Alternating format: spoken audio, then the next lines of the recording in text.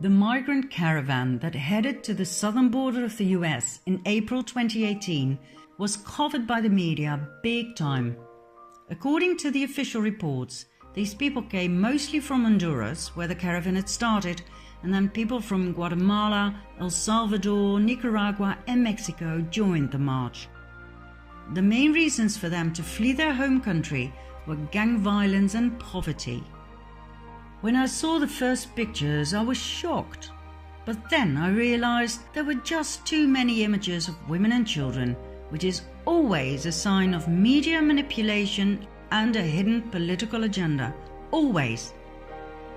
Critical thinkers like the QAnons studied the pictures closely. Too many things did not add up. Like I said in part 1, these people had to walk for 45 miles a day, each and every day for 1.5 months. But these people don't look exhausted. They're not dirty or sweaty. I mean, look at them. Their clothes are clean. Clean babies. Clean pants. They wear labels. They are well fed. These people aren't refugees. They're not poor. I traveled through Mexico, Guatemala and Honduras and I saw poverty. Believe me, these people are not poor. 45 miles a day on flip-flops?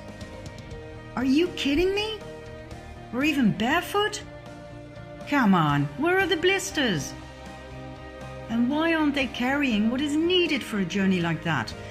Blankets, food, water. Where are the spare diapers? Some people do have small backpacks, but they appear to be brand new. So, what did happen? First of all, buses and vans were deployed to transport all of these people from Honduras to the US border.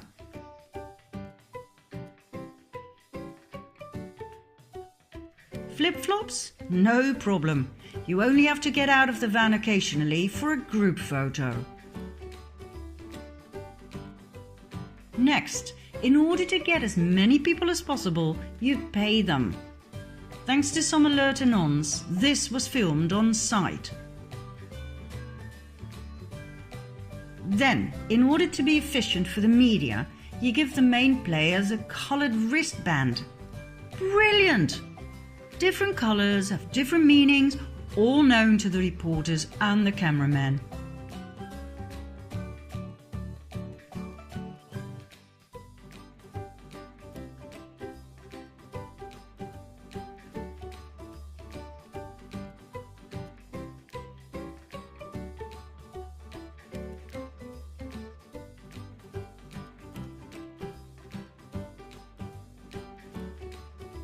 Some people overact.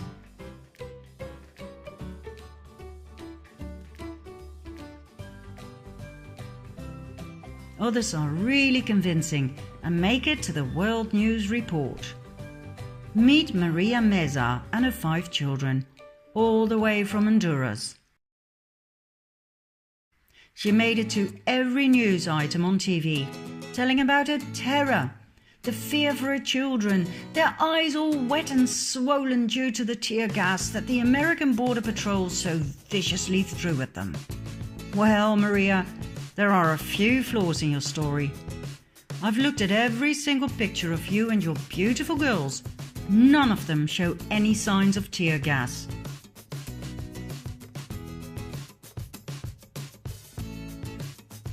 This picture clearly shows that you are the only ones in action.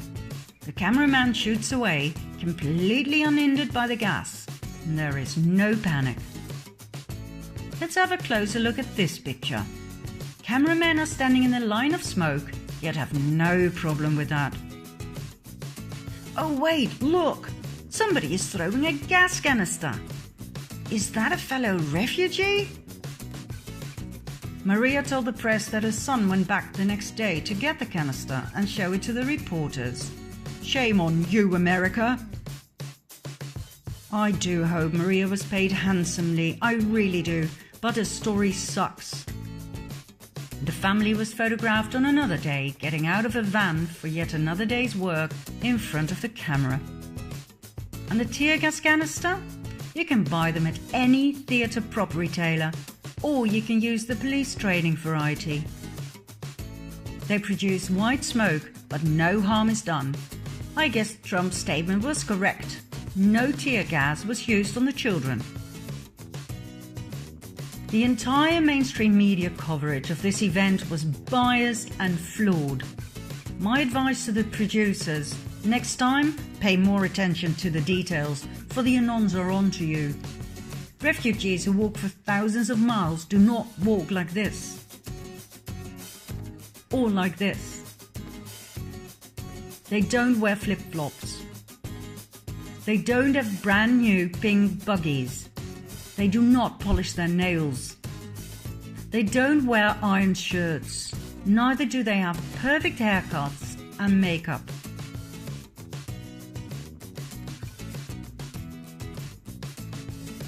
When they say they flee their country because they're so poor they can't even buy food, don't show them with digital cameras and iPhones. Refugees who walk for thousands of miles are not clean. And for God's sake, pay attention to some of your supporting actors.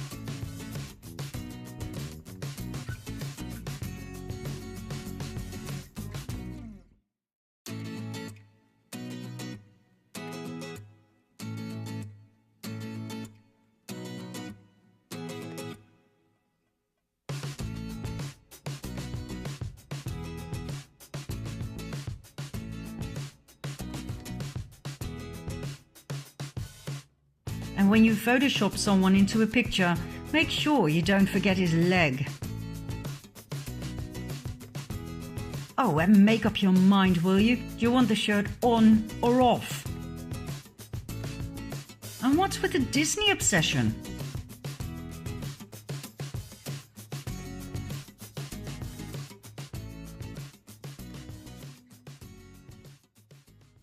When you really want to know what's going on in the world, you have to do the research, just like Q keeps saying. And when you do, you will see what's real and what's not. The migrant caravan was a staged event with a political motive. Who was behind it? Who financed such a great event? George Soros. That's right, our great benefactor George Soros, connected to the pedophile club NAMBLA and the rioting and violent Antifa and Black Lives Matter. How do we know he's behind all of these so-called social movements? Well, it's not really a secret. According to an analysis of his tax filings, he invested $33 million in the notorious Ferguson riots alone. Soros promised everyone who participated in the massive protests $15 an hour. In the case of the migrant caravan, all they had to do was play the part of poor refugees looking for a safe haven. Money, new clothes, food, toys, and an extra bonus if you play your part well. Who'd refuse a job like that? Soros made a mistake by not fulfilling his financial promises. So then we had more riots, this time by angry actors who demanded payment. Videos of Antifa members shouting, "Soros, Soros, where's our money?" went viral, yet everything was hushed up by the mainstream media. So, what's his motive? Why would anyone invest so much money in these massive and well-organized movements? To destabilize a country. To create division. Division by skin color, by political wing, by religion, by gender. A divided people is easy to rule. A united people is not. Let's go back to the Q phenomenon. As we have seen in part 2, Q strongly emphasizes the importance to unite. United we stand, divided we fall. Q portrays a better world without wars, treason and corruption. And whether you like it or not, The task to get there has been put in the hands of Donald J. Trump. Now, normally when I say this to people, I get the most vicious looks. Thanks to the mainstream media, the majority of the Dutch people believe Trump to be a narcissistic dictator. But hey, let's talk some facts here, shall we? Trump went to North Korea. He'll start a nuclear war, the media shouted. But he came back with peace. 6 million new jobs have been created under Trump. Lowest unemployment rates since 50 years. More than 4 million people off of food stamps. Trump openly attacked Big Pharma. He created the biggest tax cuts ever for all social classes. He is the only American president ever to work for free. He signed an executive order to clean the oceans. Did you hear about that on the news? No. For some reason, the mainstream media have a political agenda of their own. But more about that later. From my point of view, one of the most important priorities of Trump is to protect the children. Right after his inauguration, he stated that his administration would focus on ending the horrific practice of human trafficking, also referred to as modern slavery.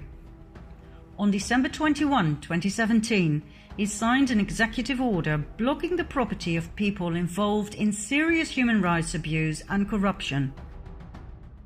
More executive orders followed to protect victims of human trafficking. A huge campaign was deployed to educate parents and children about the dangers of human trafficking.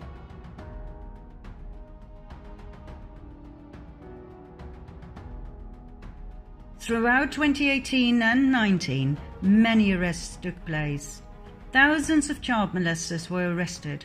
Thousands of victims were rescued. Trump keeps emphasizing that most victims are smuggled into the country through the southern border.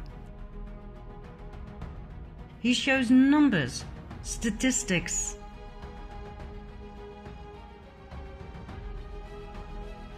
He made January Human Trafficking Awareness Month. He informed the people about MS-13, a criminal gang responsible for raping and killing many American citizens. He swore he would take them down to the last member. He keeps emphasizing the drugs problem and the billions of dollars plus the countless lives it costs each year. He keeps pleading for a wall, anything to reduce the drugs and human trafficking numbers as much as possible. But the mainstream media keep twisting his words, making it sound like immigrants aren't welcome. I've watched these interviews time and again, and I can assure you that according to President Trump, immigrants are most welcome, but they have to come in legally. The funny thing is, Bill Clinton wanted a wall. Obama wanted a wall.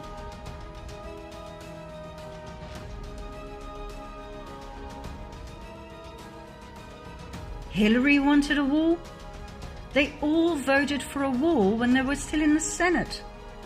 I'm talking about the 2006 Secure Fence Act, passed by a Republican Congress and signed by President George W. Bush. It wasn't a problem back then, but now all of a sudden, Trump is an immigrant hater? The more I study the subject, the more I understand why Trump is bashing fake news. But more about that soon. Back to Trump's war against human traffickers. For years, whistleblowers at the highest levels have been stepping forward with testimonies about child trafficking for the elite.